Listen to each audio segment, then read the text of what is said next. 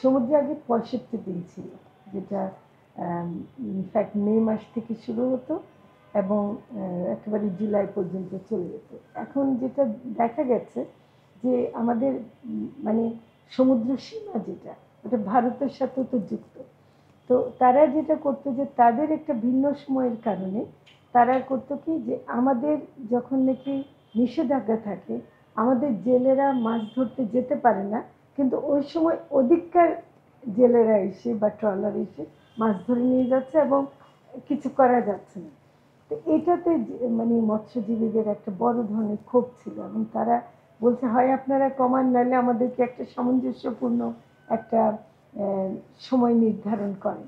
তো আমরা এটা বেশ অনেকদিন ৩-৪ মাস ধরে এটা বাংলাদেশ মৎস্য গবেষণা প্রতিষ্ঠান, তাদের বিজ্ঞানীরা পরীক্ষা করেছেন, যারা বিশেষ করে ইলিশের জন্য এটা খুব জরুরি, এবং মৎস্যজীবীরা আমরা সবার সাথে মিলে কয়েক দফা মিটিং করেছি।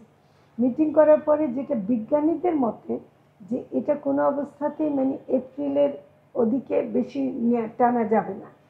তা আমরা যদি ভারতের সাথে করতে চাই, তাহলে এপ্রিলের 15 তারিখ থেকে এখন যেটা শুরু করছে সেটা এই পর্যন্ত, আবার এর বেশি আগেও আনা যাবে না, কারণ ওখানে আবার মানে পূর্ণিমা, অমাবস্যা এগুলোরও ব্যাপার আছে।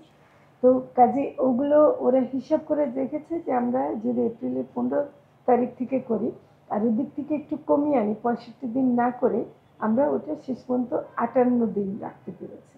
এবং এটা যদিও যারা মৎস্যজীবী এবং ট্রলার যারা চালান তারা আরেকটু কমাতে চেয়েছেন, কিন্তু আমাদের বিজ্ঞানীরা সেটা রাজি হননি, এবং রাজি না হওয়াটাই সঠিক, কারণ এখানে তো কিছু বৈজ্ঞানিক ব্যাপারও আছে। কাজে আমাকে তো মাছটাকে তো ওভাবে বেড়ে উঠতে দিতে হবে। আমি শুধু ওই এখনই ভারতের সাথে কম্পিটিশন করতে গিয়ে আমার মাছটাকে যদি বাড়তে না দিই তাহলে তো হবে না।